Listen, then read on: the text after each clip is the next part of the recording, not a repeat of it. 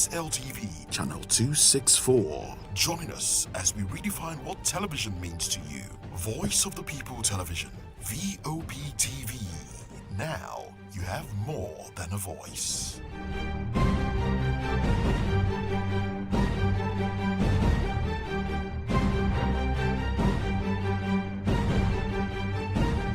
Empty hunger. To the blaring horns of a hustling city, the loudest voices of the common man got a medium to be heard. This particular administration, they were coming unprepared. It's not a bad thing to renovate the president's lawn. Through top-notch programming, unbiased reportage of news, sports, business, entertainment, and cultural documentaries, Voice of the People 90.3 FM became a symbol for 21st century media. And now, a new baby is born. Voice of the People Television, VOP TV. Youthful, full of vigor and penchant for excellence in the continent's media space. Exposing the wrongs, applauding the rights, dissecting the news without fear or favor, through factual and accurate stories and contents. Corruption kills three things that makes a society. Representing the interests of the people and giving them a voice. Voice of the People TV is here to stay towards building a fair society. VOP TV, Voice of the People Television, truly a voice for the people. Voice of the People, you can hear me now. My name is Patrick Doyle, and I wish that you continue to echo the voices of the people. Big up VOP TV. My name is Suibifa Dokubo. Please keep watching VOP TV. Hi, my name is Kwekumali Ikenda Onyekwena, and I am with the Voice of the People TV. Now, if you're looking for the veritable channel for information, politics, robust discussions, you don't need to go far. VOP has you. VOP will always have you.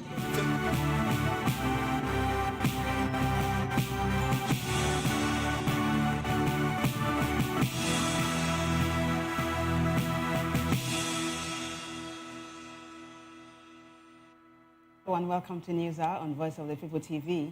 I am Vivian Oguche. And I am Nenna Ndomdioto. Before we begin the news, kindly visit our website www.vop.ng for fresh and trending news.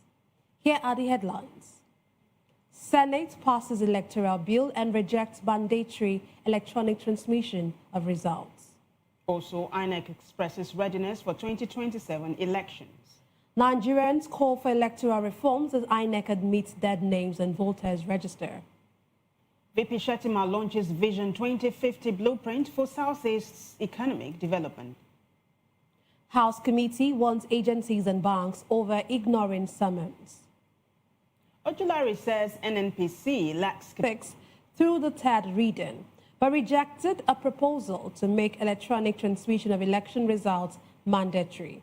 The rejected amendment would have required presiding of the Independent National Electoral Commission, INEC, to electronically transmit results from each polling unit to the IREF portal in real time after the prescribed form ECNA had been signed and stamped by the presiding officer and countersigned by candidates. Instead, the Senate adopted the existing provision of the Electoral Act, which states that the presiding officer should transfer the results, including the total number of accredited voters and the results of the ballot, in a manner as prescribed by the Commission. The bill also reduces the period for INEC to publish election notices from 360 days to 180 days. Other approved amendments include retaining the use of permanent voter cards for accreditation and the bimodal voter accreditation system for voter verification. And now the Independent National Electoral Commission, INEC, has assured Nigerians of its readiness for the 2027 general elections, despite delays in passing the amended Electoral Act. INEC Chairman Professor Joash Omokwito stated that the Commission has finalized the election timetable and schedule of activities. Amumpito made this disclosure at a meeting with civil society organizations, CSOs in Abuja, emphasizing that INEC has submitted its proposals to the National Assembly. However, he acknowledged that some scheduled items might be affected by the delayed passage of the Electoral Act. For now, INEC will rely on the existing Electoral Act for its activities. The Commission is urging the National Assembly to expedite, I should say, the amendment process.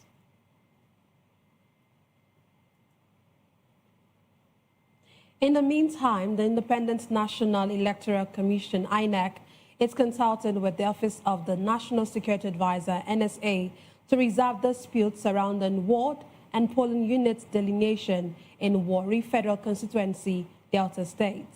The development follows a peaceful protest by members of Agbaha Warri Kingdom and Okere Urobo Kingdom at INEC's headquarters in Abuja, expressing frustration over delays in releasing the Supreme Court-ordered delineation report, crucial for fair representation.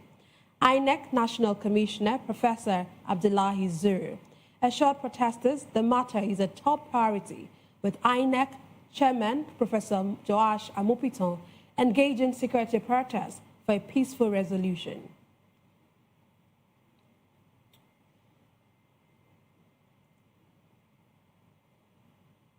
Meanwhile, the Independent National Electoral Commission, INEC, has admitted that the voters' register contains names of deceased citizens, including prominent politicians, and plans a nationwide verification exercise to clean up the register before the 2027 general elections. The verification exercise aims to remove ineligible entries, correct data errors, and improve electoral credibility. INEC Chairman Professor Joash Amupiton emphasized that credible elections require an accurate and up-to-date voters' register. Voice of the People TV's Matthew Gunswada reports on growing calls for urgent reforms to restore confidence in Nigeria's democracy. Independent National Electoral Commission Professor Joash Amupiton has revealed that Nigeria's voter register still contains the names of several deceased citizens, including prominent politicians.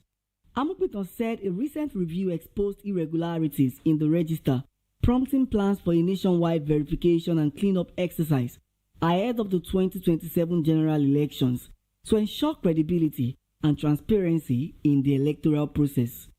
He also raised concerns over low voter turnout, citing the Anambra off-cycle governorship election, where more than 2.9 million people were registered, but only about 600,000 voters participated.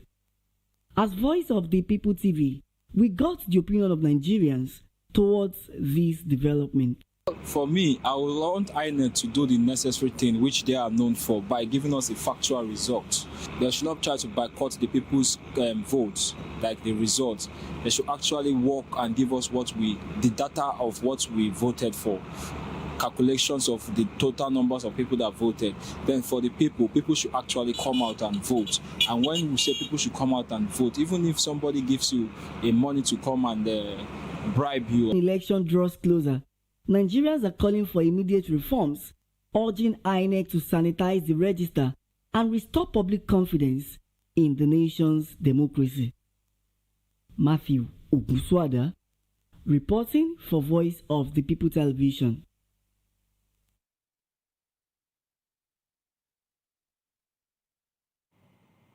Thank you very much, Matthew. This next report says a former Benue governor and Senator Gabriel Suswam has resigned from the People's Democratic Party, PDP. Senator Gabriel Suswam has resigned from the People's Democratic Party, PDP, due to the party's ongoing internal crisis. Suswam, a two-term governor, cited the party's inability to resolve its internal conflict, despite efforts by well-meaning individuals. In his resignation letter, Suswam expressed gratitude for the opportunities the PDP provided him to serve Benue State and Nigeria. He stated that staying in the party would compromise his personal convictions and hinder his contribution to nation building. Suswam described the PDP as being perpetually trapped in crisis mood, with no clear solution in sight. He urged the party to find the courage and consensus to resolve its internal contradictions. Now, Vice President Kashim Shettima has launched a 25-year development blueprint for the Southeast region, aiming to drive infrastructure and industrial transformation. President Bola Tinubu has approved the establishment of the Southeast Investment Company Limited to mobilize resources for the region's development. The company will work with the Southeast Development Commission, SCDC, to address infrastructure gaps and drive competitiveness. Shettima emphasized that the SCDC focuses on structural transformation, not routine administration. Governors from the Southeast region endorsed the vision, citing its potential to unlock economic growth and industrialization. They agreed to cooperate on intelligence sharing, infrastructure development, and formulate a harmonized integration plan to accelerate the zone's 50-year development vision. Key areas of focus include power integration, with Abia State Governor Dr. Alex Oti highlighting Aba's potential to connect the region to a single power grid. Anambra State Governor Chukwuma Soludo prioritized highway connectivity, regional railway, a seaport, security, and institutional frameworks. Speaking at the event, Vice President Shettima emphasized the region's importance to Nigeria, describing the Igbo as the hope of the black race. He added that the Southeast Development Commission aims to address infrastructure deficits and imbalances. The event was attended by federal and state governments, traditional institutions, private sector, and development partners. And now to security matters. The Senate has expressed optimism that armed banditry and insurgency will end in 2026. Senator Godswill Akpabio, the president of the Senate, assured that the 2026 budget will favor the military to tackle insecurity. Akpabio made a statement while responding to a point of order raised by Senator Garba Medoki, APC Kebbi South, urging President Bola Tinubu and security agencies to sustain coordinated operations against criminal elements. The Senate president recalled his January 1 prayer, shared with the nation that banditry and insurgency should end in 2026, stating that the people shall see the end of 2026. It has directed the Federal Ministry of Humanitarian Affairs and NEMA to provide relief support to affected communities and observed a minute's silence for victims of banditry attacks. Lawmakers emphasized the need for increased funding for the military to combat insecurity, with Senator Medoki suggesting the use of sophisticated drones to tackle bandits. The Senate's assurance comes amid ongoing efforts to address insecurity in Nigeria. Away from the Red Chamber now, the House of Representatives ad hoc committee investigating agricultural subsidies, intervention funds, aids and grants programs from 2015 to 2020, grants programs from 2015 to 2025 has expressed strong displeasure over the persistent disregard for parliamentary invitations by government agencies and financial institutions. At an investigative hearing held on Wednesday at the National Assembly Complex, Abuja, the committee noted the continued failure of several invited institutions to honor its summons, warning that it will no longer tolerate the practice. The committee has directed NIRSAL, Microfinance Bank, the Central Bank of Nigeria, SunTrust Bank, Stanbic IBTC Bank, and the National Bureau of Statistics to appear unfailingly before it, warning that further non-compliance would leave the committee with no option but to invoke the relevant provisions of the 1999 Constitution to compel their appearance. The directive was issued following the repeated absence of several institutions despite multiple invitations. The committee's chairman emphasized that it was unacceptable for institutions to ignore parliamentary summons. A court of appeal sitting in Owerri, Imo State, has dismissed an application aimed at preventing the Abia State government from appointing judges, clearing the way for the resumption of judicial appointments in the state after a 4-year delay. The application, described as baseless and lacking legal foundation, was dismissed by Justice Ntong, who also ordered the applicants to pay 1 million naira in damages to the Attorney General of Abia State and other respondents. The dismissal paves the way for Abia State to resume the process of appointing judges, ending a 4-year hiatus that had affected the smooth functioning of the state's judicial system. Abia State Attorney General Sir Ikechukwu Uwana San hailed the ruling as a liberation for the state judiciary, saying it ends years of stagnation in judicial appointments. Now, the Chief Judge of the Federal High Court, Justice John Soho, has reassigned the money laundering trial and civil forfeiture suit involving Abubakar Malami, former Attorney General of the Federation, to Justice Obiora Gwachu of the Federal High Court, Abuja. The case, which was reassigned on Wednesday, affects both the criminal charge bordering on alleged money laundering and the civil suit seeking the forfeiture of 57 properties linked to Malami. Hearing dates for the two cases have already been fixed by the court, with the civil forfeiture suit scheduled for February 12 and the criminal case on February 16. Malami is facing a 16-count money laundering charge and a separate 5-count charge of terrorism financing and illegal possession of firearms. He has pleaded not guilty to the charges and is currently detained, at the Department of State Services facility. The Group Chief Executive Officer of NNPC Limited, Bayo Julari, has stated that the corporation lacks the capacity to run a refinery, describing the reopening of the Port Harcourt refinery and petrochemical company as a huge waste of resources. Ojulari made the disclosure at the 2026 Nigerian International Energy Summit, citing inadequate financing, incompetent engineering, procurement and construction, EPC contractors, and weak operational and maintenance capacity as reasons for NNPC's inability to operate the refinery profitably.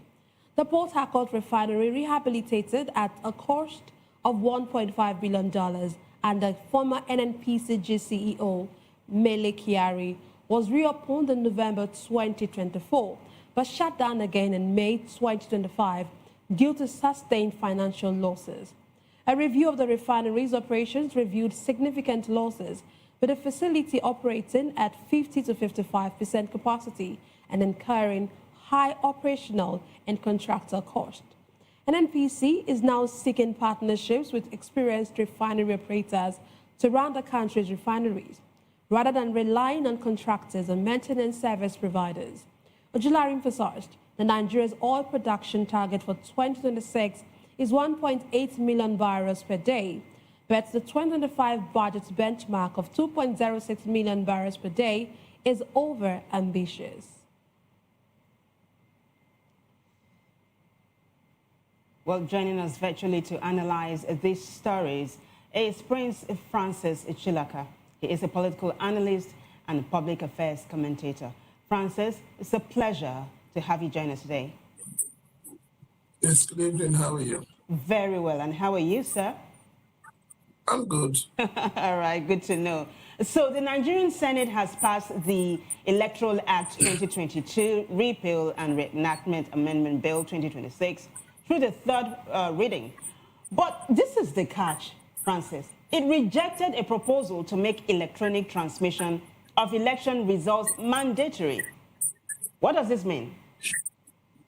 Well, see, let me say what I've said to some started doing its abracadabra of holding closed door sessions. And I said that nobody in his right mind would make a law that would arrest him. So the Senate, what we have playing out with the Senate is that a lot of people in the Senate today came through the back door to become senators. And they are afraid that if the elections are transmitted electronically, at the same time the elections are being conducted, a lot of them will not come back to the Senate. So I believe that what has happened is that the Senate has decided on its own to build a wall between the people and their votes. The Senate has decided to dictate to the people how they want the elections to go. In other words, the Senate has decided that the 2027 election must be rigged by all means. Okay, one of the things that the Senate said, according to this report, is that they're adopting the 16th provision of the Electoral Act, which states that the presiding officer should transfer the results, including the total number of accredited voters and the results of the ballot, in a manner as prescribed by the Commission. What do you make of that phrase, in a manner as prescribed by the Commission? That is fraud. The Senate is being truthful by half. That is fraudulent. What the Senate has done is simply, like I said, is simply to tell the Nigerian people that democracy is not about the people, but that democracy is about the elected few, those who have been privileged to become senators. So what they are saying is that the people have no say in democracy. And for me, I would say to Nigerians, and I would say to all civil societies, if elections will not be transmitted electronically, then there should not be election. People should not be encouraged to go and vote, because already it is a flaw. We know what happened in 2023. We heard of glitches. We heard that, how the courts brought in technicalities and said that, oh, INEC is free to do the transmission the way they want. But every one of us, as Nigerians, as patriotic citizens, we saw the flaw in that judgment. And it is that flaw that we saw that has propelled us to say to INEC, to say to the senators, rather, we want this bill amended.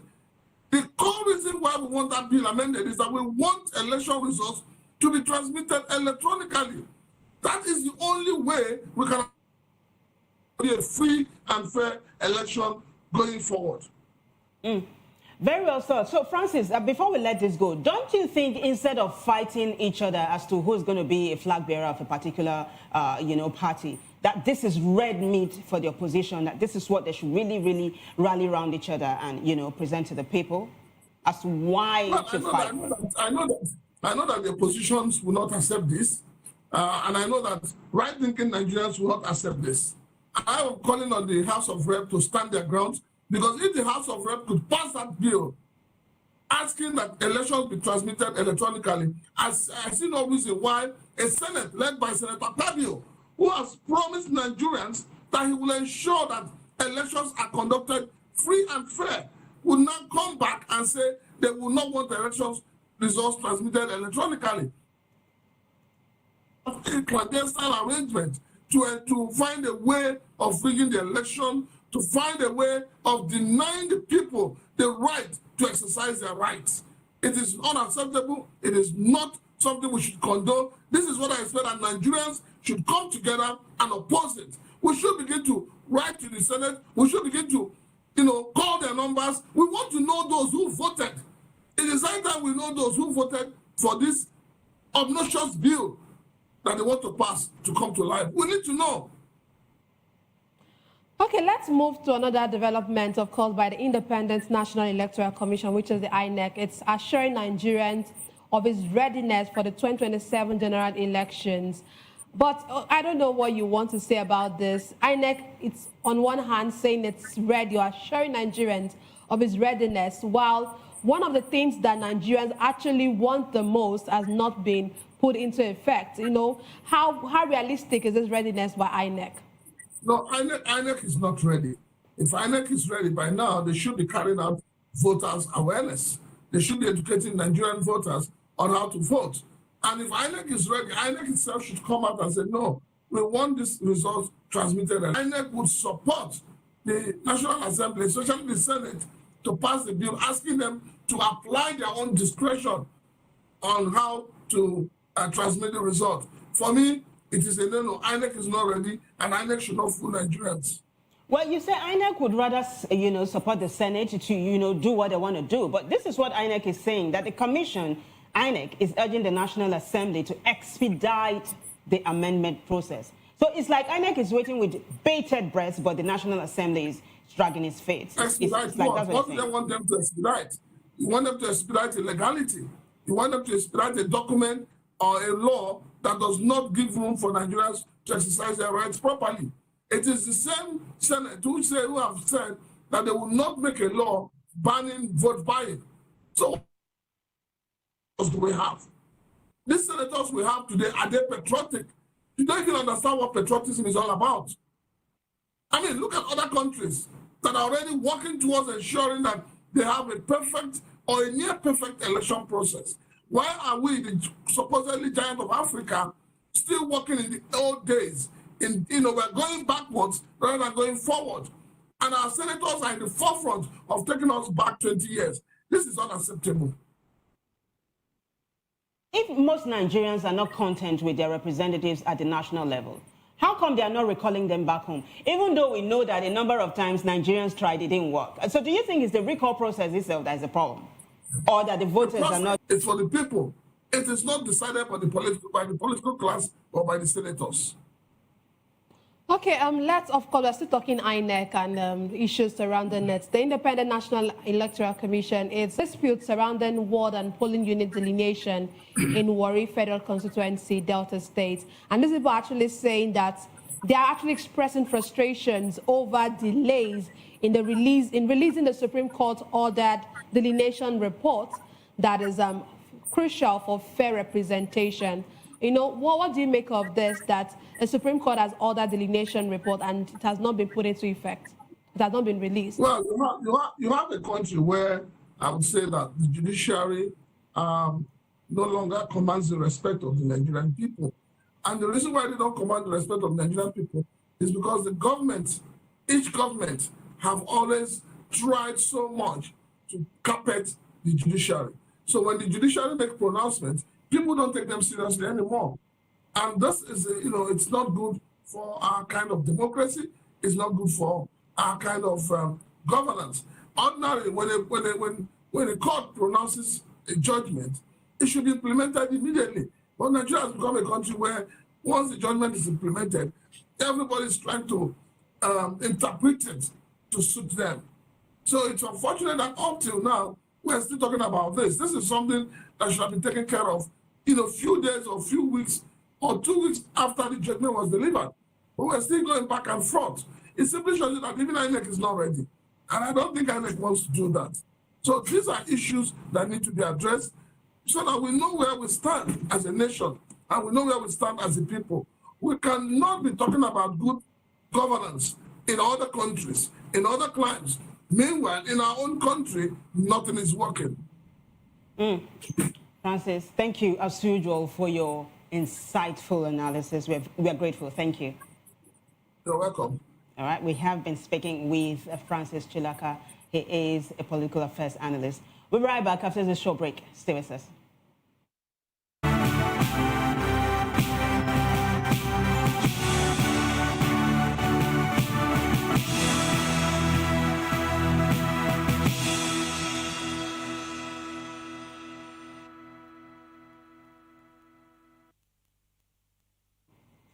Welcome back, everyone. And now the Federal Road Safety Corps, FRSC, has identified speeding as the leading cause of road deaths in Nigeria, with 597 fatalities recorded during the 2025-2026 festive road operations between December 15, 2025 and January 15, 2026.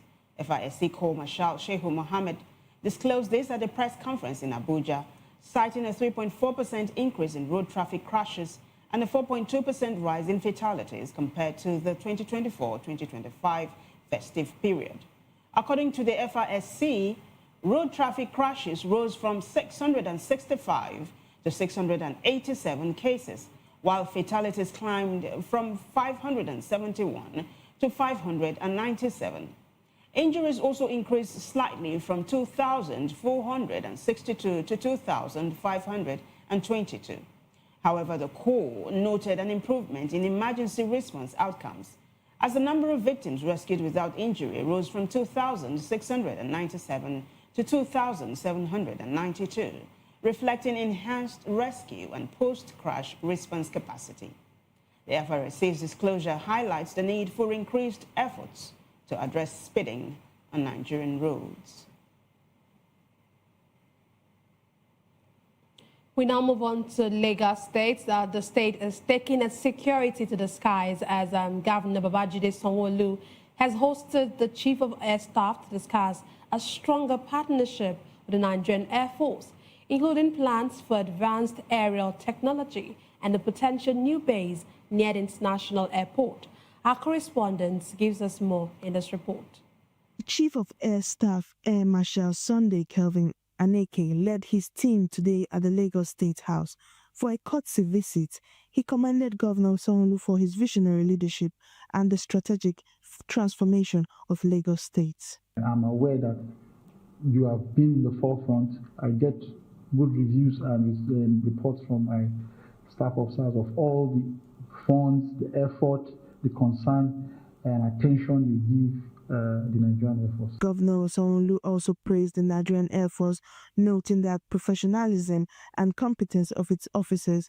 He reaffirmed the state's commitment to collaborate, including support for strategic installations and the potential establishment of a new Air Force base near Murtala Mohammed International Airport. Further strengthening the capacity, and the security component of the airport. If you don't have, you have an Air Force base not far from it. So we probably will just continue to work with your men and wish you all the very best. Both teams shared mutual respect, reinforcing a long-standing partnership that continues to contribute to national security and the overall success of Nigeria. From the State House, Marina, I am Monica Ogolo, reporting for VOP TV.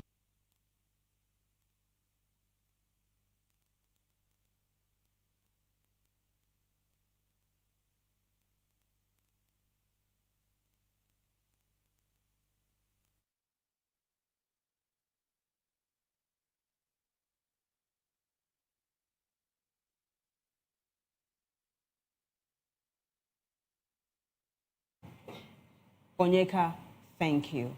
Over now to Abuja, where residents... Onyeka, thank you.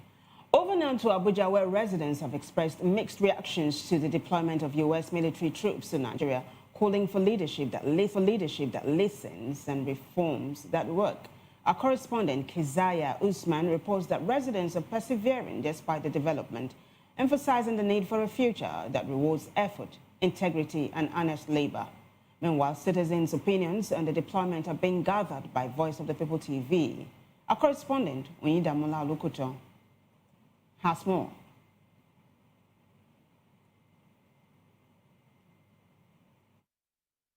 Capital Territory, Abuja, has commended the continued military collaboration between Nigeria and the United States in the fight against terrorism. Some of the Voice of the People TV crew said such partnership reinforced the country's national security efforts and affirmed that Nigeria stands with alliance in confronting forces threatening peace and stability. Others urged federal government to give the United States necessary support to combat the insecurity in Nigeria. Yeah, our military have done very, very well. But the truth of the matter is, if there's need for collaboration, we need collaboration. You understand that? As a pastor, I can tell you the Bible says 2 are better than 1. Are you listening to me? So if your house is on fire and you need your neighbor's help, there's nothing wrong in having your neighbors come to assist you. By the way, they say the world is a global village. You know, so whatever happens to Nigeria has a way of affecting not just Africa, but the entire world. And so I don't have any problem with that. They should come in and give us the necessary help. Our prayer is that when they do come and leave, we should be able to sustain whatever gains and achievement that we're going to get. It's a good development because as it is, we lost a lot of people. I personally lost my aunt. Not just my aunt. They kidnapped my relative in the village. They killed one of my uncles. So if there are people that are willing to help, it's a welcome idea to me. There's 2 sides to everything. The invasion of U.S. militants into Nigeria geographical space, is there any benefit for them? And their benefit, first of all, is going to be to our disadvantage. Also, their benefit could also be to our advantage. I don't know if you understand. In the sense that Nigeria has what it takes to make a very great nation. That is resources. If their eyes is not on our resources, then we are good to go. So if bringing or inviting U.S. militants to Nigeria to help solve and curb this problem is one of the peace parastatal for us to get a normal, secure society in Nigeria. Please, it should be enforced. I am Kezia Usman reporting for Voice of the People TV, Abuja.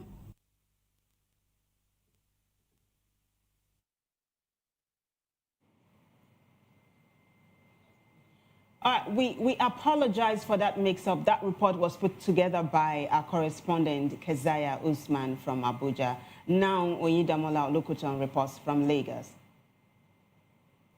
The U.S. military deployment to Nigeria follows a strike ordered by U.S. President Donald Trump on what he described as Islamic State's target in December 2025. It was reported that the United States has also been conducting surveillance flights over Nigeria from neighboring country Ghana in the months leading to those airstrikes, providing intelligence support. The move has generated mixed reaction among Nigerians, prompting questions over national security, sovereignty, and regional cooperation in the fight against violent extremism. As the situation continues to evolve, many citizens have alerted the importance of understanding the implication of a foreign military presence, while others have raised concern about the clarity of the mission scope and its long-term impact on Nigerian security architecture. The deployment has reignited discussions on international cooperation, national sovereignty, and the role of external forces in domestic security affairs. If foreign interference are not coming in to create more awareness, I don't think our government, being Nigerian politicians, will take things or take matters serious, because those foreign aids at times gives them an edge or a stand as defense that they need to do what they are called to do. So it's proper, because even here, where we're in Nigeria here, once in a while we poke nose in other people's political affairs or economical affairs, and while we are poke nosing, it also strengthens the right thing to be done. You understand? So that is a good one, that foreign companies are poke-nosing into our affairs too, or foreign aids are poke-nosing into our affairs. Is a good one. To me, I think it's right, because I have a friend that is a soldier. So that was the time he was telling me that he went to maybe Liberia. I have another one told me he has gone to Sierra Leone. So if we can be helping another country to reduce the maybe rate of crime or peacekeeping, yes, we can do that. Another country can come and help as well. And if I'm not mistaken, I think this problem of insurgency, of terrorist bandits, something started around 2010, 2011. So if you can fight it for years and we cannot see a good result about it, we can look for foreign help. They can come and help us. I think it's right. I think it's a letdown to the country, because when Nigerian, the giant of Africa, for security, they did not do anything. They knew the U.S. coming in there, they don't know the bush or other things, unless they cooperate with them, and then they will do something, because this security issue is getting bad every day. Every blessed day, killing. I don't know. They are not the one that create human being. They are sharing blood that God created. It's unfair. From the streets of Lagos, this is Voice of the People TV, bringing you the views of everyday Nigerians on major issues that affect the nation. I am Oyindamola Olukuto, reporting for Voice of the People TV. Thank you very much, Oyida. We now move on to Edo State, where the government has held a 3-day leadership retreat for civil and public service leaders themed High-Performing Public Service for Sustainable Development of Edo State in Udomi Town Hall, Eson Central Local Government Area. Correspondent Rhoda Johnny reports that the event is aimed to reinforce discipline, accountability, and teamwork among top officials for a more responsive public service. the Edo State government held a 3-day leadership retreat themed High-Performing Public Service for the Sustainable Development of Edo State for civic and public service leaders at Udomitang Hall in Essence Central Local Government Area. Governor Monday Pueblo urged participants to embrace discipline, teamwork, and accountability, warning against using public office for personal gain. The retreat aimed to improve collaboration across government agencies and strengthen governance in the states. We are gathered here today not for a jamboree, but for a purpose. This retreat, whose theme is High Performance Public Service for Sustainable Development for Edo State, is designed to serve dual purposes, which are orientation and capacity building for top government officials. This retreat is aimed to reposition our administration for quality delivery.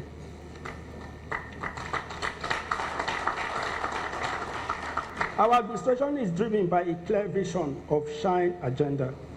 This vision is a practical governance that delivers results.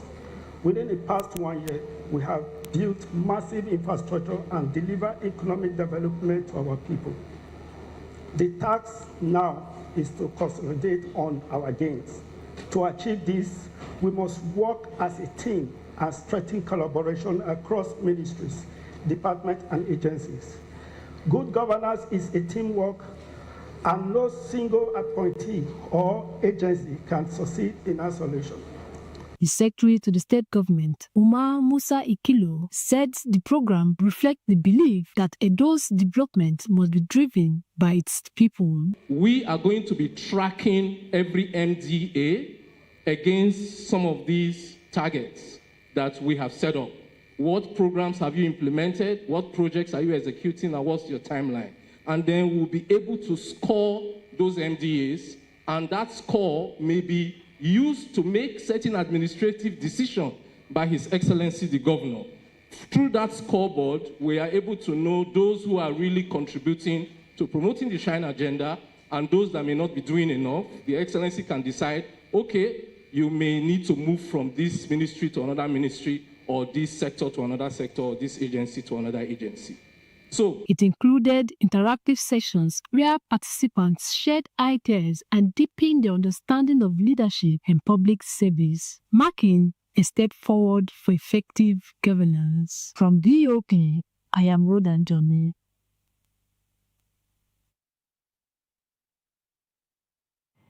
Rhoda, thank you. Well, on the foreign scene, 2 months ahead of his visit to Beijing, United States President Donald Trump says China has agreed to hike its soybean purchases from the U.S. to 20 million tons in the current season, up from 12 million tons previously.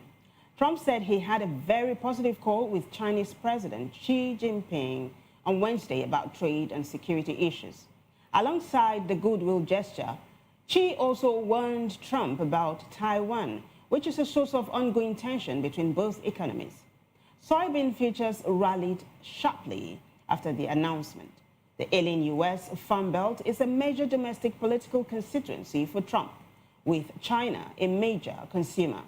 On his part, Trump said all very positive in a post on his Truth Social platform, describing the relationship with China and his personal relationship with President Xi as an extremely good one. He added that both realize how important it is to keep it that way.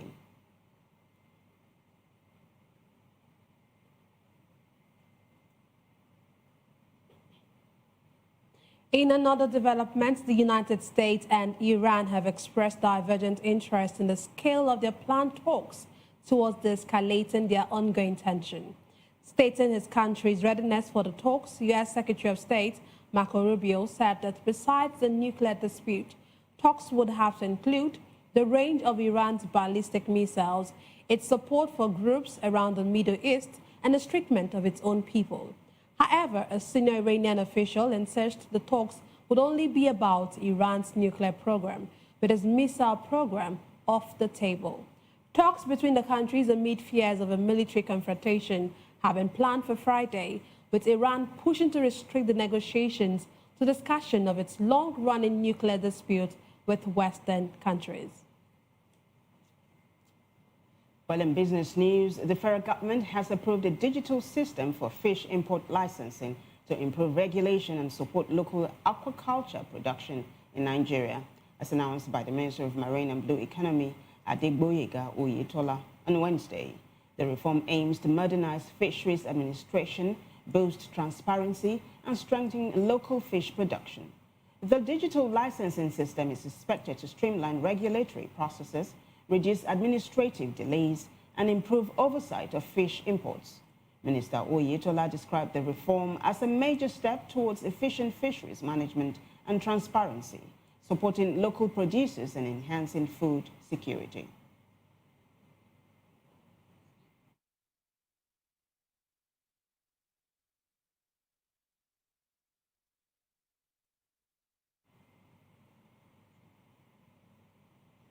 Announcer Sports Nigeria will make its debut in the men's basketball event at the Glasgow 2026 Commonwealth Games alongside Guyana and Malaysia.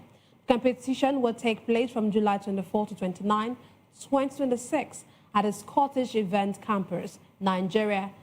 Nigeria, Africa's top-ranked men's basketball nation, is expected to showcase its depth and adaptability in the fast-growing format. The Glasgow edition will feature 12 teams per gender, up from 8 in Birmingham 2022, reflecting the sport's rapid growth and global appeal. Other debutants include Uganda in the women's event, while Australia, Kenya, New Zealand, and Scotland return for their second appearance.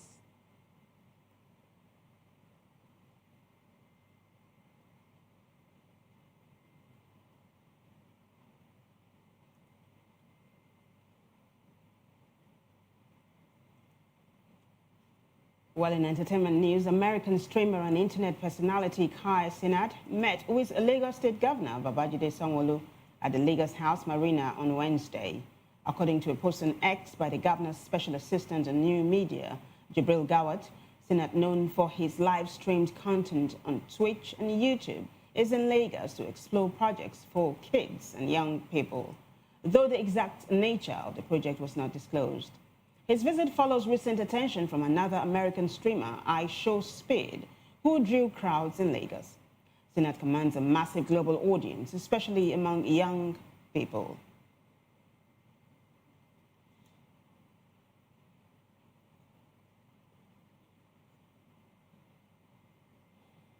And it's a wrap on News Hour, but before we go, a quick look at the headlines. We told you that the Senate has passed electoral bill and has rejected mandatory electronic transmission of results.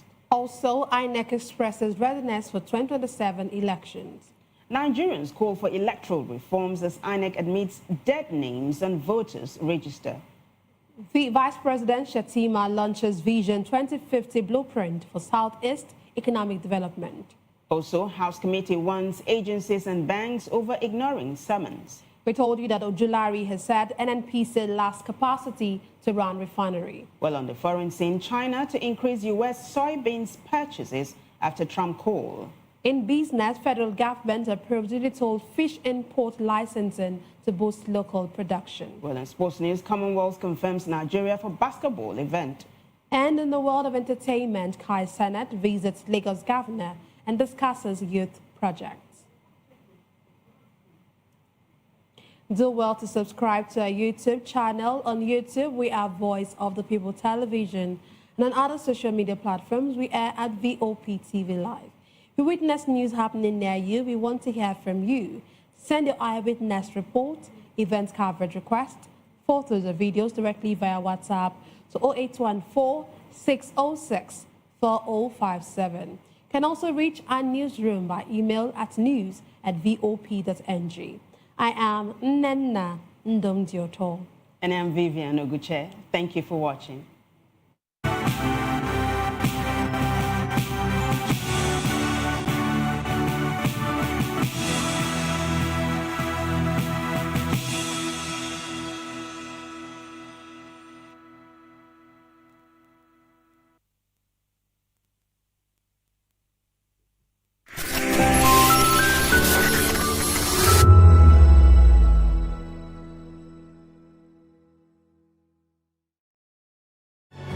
encourage you to click on the like button and subscribe to our YouTube channel. We are Voice of the People TV. Also follow us on all our social media platforms. We are at VOP TV Live. Visit our website www.vop.ng for fresh and trending news. Also watch us live on SLTV channel 264. VOP TV, Voice of the People Television. This is Health Check, your weekly guide to better living, smarter choices, and